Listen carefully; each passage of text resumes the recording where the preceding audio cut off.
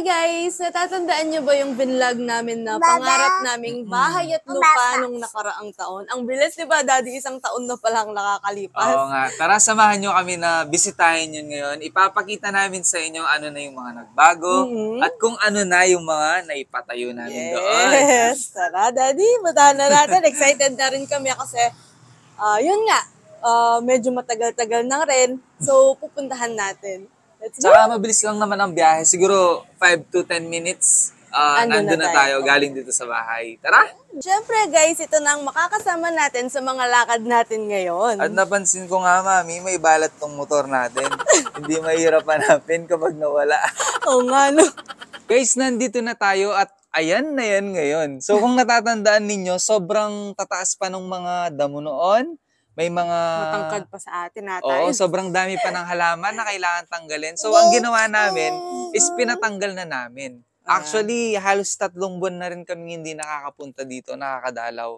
Kaya nabigla. Nagulat din kami na, konti lang. Oo. Ngayon, napansin namin na parang sa sobrang init, namatay yung mga damo. Yan. So, ayan na siya, guys. You know. Akala ko namatay din yung mic ko, pinindo ni Primo. Oo. Tapos, nagtanim kami ng mga dyan, guys, ng mga saresa.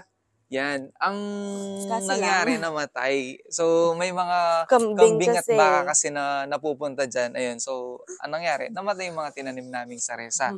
Tapos, eto na, guys. Dito na tayo. Ito. May naipatayo na kami dito. So, ano yun? Nga ba yun? Actually, pinag-isipan namin ni Mami GM kung nung time na yon kung bahay na ba, maliit na bahay na ba o eto. So, nag-decide kami na ito na yung ipatayo namin. Na ito muna yung ipatayo namin. So, ano yun? Ito yan, guys. 1, 2, 3. Taran! So, ang pinatayo namin, guys, ay isang maliit na barbershop. Yan. So, bubuksan natin yan. Yun nga, nag-decide kami na barbershop muna. Bakit?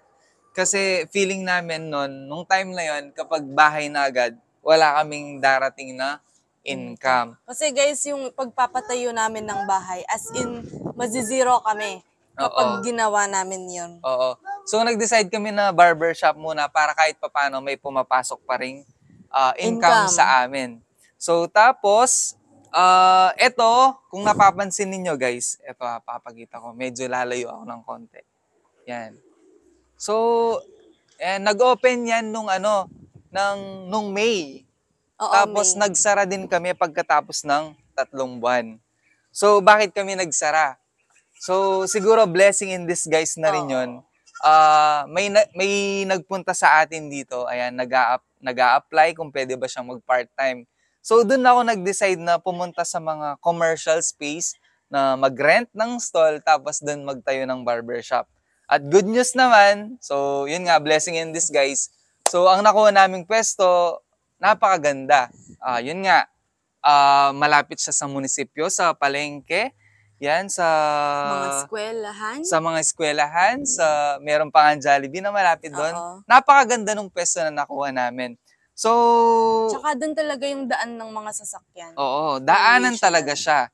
So, yun nga, naging blessing sa amin kasi dun sa shop namin na yon na nire-rent namin ngayon, madaming nagpapagupit.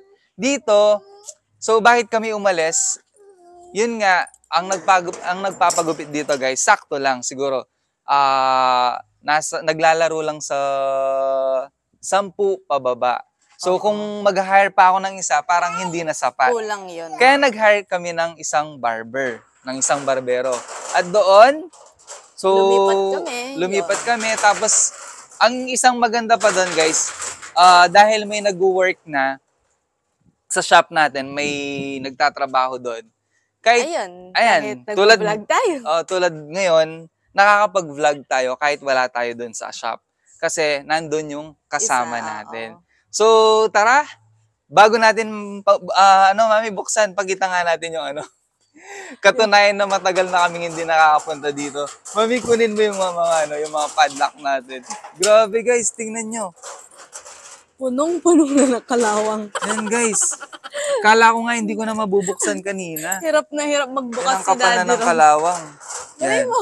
So eto, buksan na natin, Mami.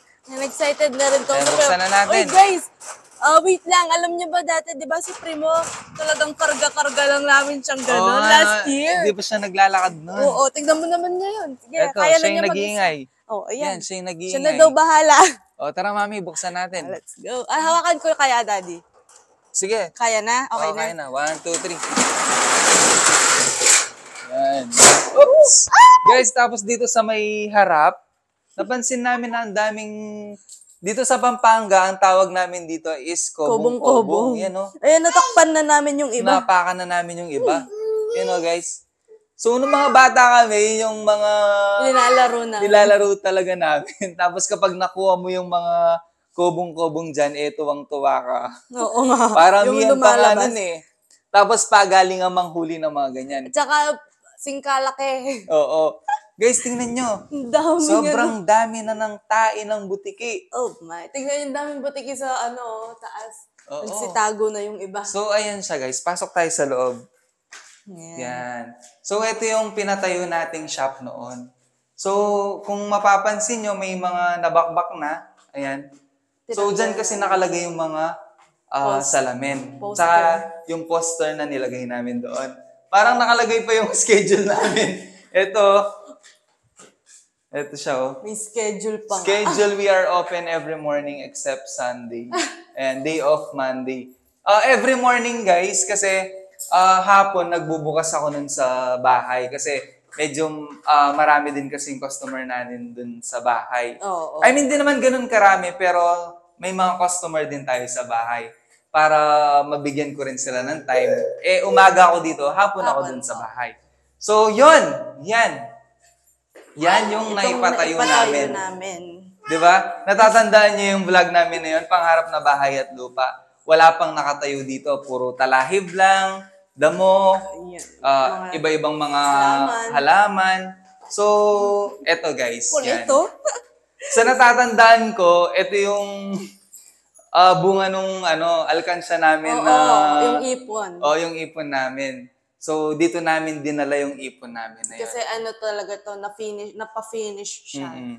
Yan, naka-tiles, Yan. naka-pintura. Finish talaga siya. Ayan. So, kaya kami bumisita ngayon, guys. May balak. So, ayan. So, balitaan namin kayo soon. So, yun lang, guys. Sa ngayon, ito na muna. Hanggang dito na muna tayo ngayon. Maraming salamat sa pagsama sa amin at have a nice day! Peekaboo!